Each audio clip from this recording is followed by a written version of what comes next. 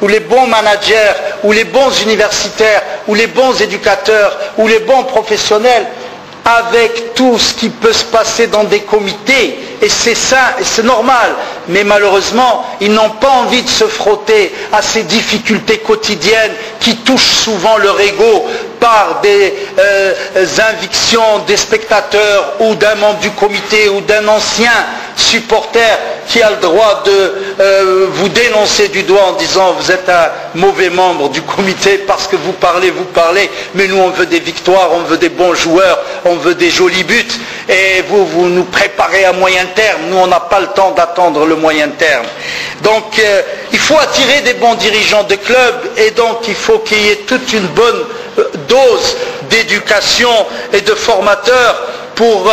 nous donner les moyens de contourner la problématique et de ne pas être en front line, de laisser les experts prendre leurs responsabilités et laisser au comité de choisir des axes stratégiques par des décisions bien documentées, bien expertisées, bien auditées. Aujourd'hui, de même que nous sommes très peu nombreux à aller vers les partis politiques, même s'il y a une nouvelle tendance qui essaye de se dessiner, il y a très peu de dirigeants qui veulent aller dans les clubs sportifs petits, grands ou moyens, et en plus dans le football dont vous connaissez tous pour les avoir vécu, les amertumes que certains dirigeants peuvent avoir, et ils sont plus nombreux à dire mais qu'est-ce que tu fais dans ce comité que dire bravo, continue, je suis avec toi, reste dans ce comité. Enfin, il faut rassurer les partenaires, les ONG, les associations, l'État, la ville, les régions, les entreprises et surtout les spectateurs, qui sont les partenaires du club. C'est eux les véritables partenaires du club, c'est pour eux que les joueurs vont chaque jour réaliser les plus belles performances. Et effectivement, dans le système de valeurs, il y a l'athlète, tout ce qui est en train d'être proposé par la fédération, par le ministère, par les différents organes est intéressant, et il est très normal que nous nous mettions en mise à niveau, parce que le capital humain, il est au cœur de la problématique du professionnalisme, et rien ne nous interdit aujourd'hui de faire des contrats avec les joueurs et de les déclarer à la CNSS conformément aux lois, qu'on soit dans une association sportive ou une association dans le tourisme ou dans d'autres domaines. Moi je dirige actuellement, je suis président de 3 associations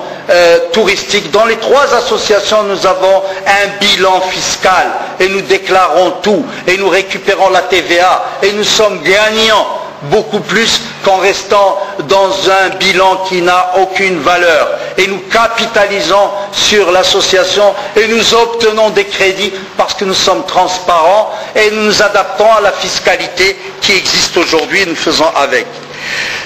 Les problématiques avec quelques pistes de réflexion, évidemment des ressources financières stables et planifiées, un marketing des clubs global, un développement des infrastructures. Au niveau des ressources financières stables et planifiées, nous avions au WIDED réalisé un plan 2008-2012 réalisé par des experts et qui nous a permis de voir l'évolution en matière des ressources financières. Aujourd'hui, je peux vous dire que notre bilan qui s'établit cette année aux environs peut-être de 40 millions de dirhams de recettes, il est composé de 30% d'entrées au stade,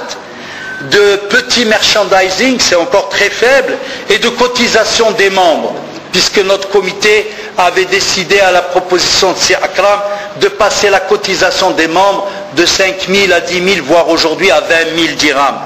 Et 20%, c'est les fruits, incroyables mais vrais, mais c'est les fruits des résultats de l'école des jeunes et de la vente et des achats des joueurs. 40%, c'est les sponsors directs. Et dans ces sponsors directs, il n'y a même pas 1% qui nous revient des redevances de télévision et de médias. Et c'est là où le bas blesse, et c'est là où nous, au WIDED, on veut absolument trouver des véritables, bien sûr en solidarité avec l'ensemble des clubs, mais si aujourd'hui on veut affronter la Coupe africaine et la gagner, c'est pas avec ce budget. Et si on ne trouve pas de solution d'ici la fin de l'année, on ira avec un peu de chance, avec un peu de résultats, avec un peu d'arbitrage, avec un peu de bonne foi, avec un peu, on arrivera peut-être aux demi-finales, mais malheureusement sur le papier, scientifiquement et au niveau des valeurs sportives, avec 30 à 40 millions de dirhams, on ne peut pas aller au-delà du premier, deuxième, et si on arrive au troisième tour, comme les clubs qui l'ont fait dernièrement, eh bien c'est un résultat honorable. Il faut dire merci à ces clubs s'ils arrivent au troisième tour, et il faut qu'on mange encore notre pain noir, parce qu'on n'y arrivera pas avec des clubs comme Khartoum au Soudan qui dépassent les 100 millions de dirhams de recettes, ou en Tunisie qui sont largement au-dessus des 80 millions de dirhams de recettes. Quelle volonté politique, pour quelle image de notre sport, pour quelle diplomatie étrangère? Il faut se poser des fois la question et se remettre dans des stratégies de conquête avec des véritables mises en place de niveau digne du drapeau marocain, parce que ce soit le Raja ou le Wydad ou Jdida ou le Feth ou le Koukeb, c'est à la fin notre pays qui est dans toute sa splendeur au rendez-vous des résultats et des victoires. Le marketing des clubs, effectivement, il faut qu'il y ait du temps, il faut qu'il y ait une crédibilisation de l'image. On ne peut pas continuer, comme le président Ranam l'a dit, téléphoner à un sponsor, lui dire « Atini 2 millions, Atini ». Le parrainage gratuit est terminé, il est mort. Il faut aujourd'hui monter des programmes win-win, avec de la valeur, avec de l'image, avec du retour. Et nous sommes fiers de vous dire que les grands sponsors du WIDED, par exemple Angelec et Kia Motors, déjà ils veulent renégocier pour les 5 prochaines années avec des budgets tout à fait conséquents et des primes aux résultats. Et ça devient très intéressant, parce que c'est comme un résultat entre un client et un fournisseur, avec les bonus par rapport à des objectifs. Maintenant, le WIDED avait déjà initié avec notre président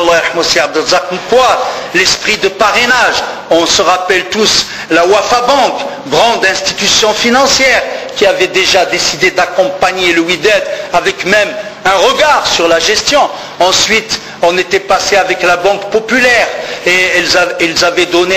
un input extraordinaire. On se rappelle la fusion avec la centrale laitière et le Raja, qui a apporté des infrastructures, de la finance, de l'expertise. Tout ça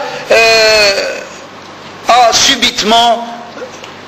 manqué. Il a diminué. L'enthousiasme qu'il y avait à ce moment-là, on n'a pas su le saisir, parce que les lois, parce que la politique, parce que les confrontations et la jalousie, je ne sais quoi, on n'a pas dépassé notre ego personnel. Et souvent, malheureusement, dans le sport, l'ego personnel est un élément de blocage de certaines décisions qui sont dans l'intérêt général, et c'est là où l'intérêt particulier, l'intérêt général est en réelle confrontation. Sur les infrastructures, avec le président Akram, on n'a effectivement pas toujours pensé à la gestion de la trésorerie. On a surtout pensé à la gestion des infrastructures immédiates. Et dès qu'il y avait de l'argent dans le club, on a été acheter le gazon synthétique, on a été rénover le centre d'entraînement des seniors et des juniors, on a été refaire les vestiaires, on a été refaire le dossier. Vous saviez, nous avions un dossier de centre de formation signé par la Fédération et le Premier ministre en 2005-2006. Et qui était au ministère de l'équipement parce qu'il manquait un papier de la commune de Casablanca. Et enfin, on a réveillé ce dossier, le budget était voté, l'argent était dans la banque, l'entreprise attendait, mais c'était dans les oubliettes, tout le monde l'avait oublié. Alhamdoulilah, en septembre, ce centre de formation de 8 à 10 millions de dirhams, il va être ouvert. Mais au niveau des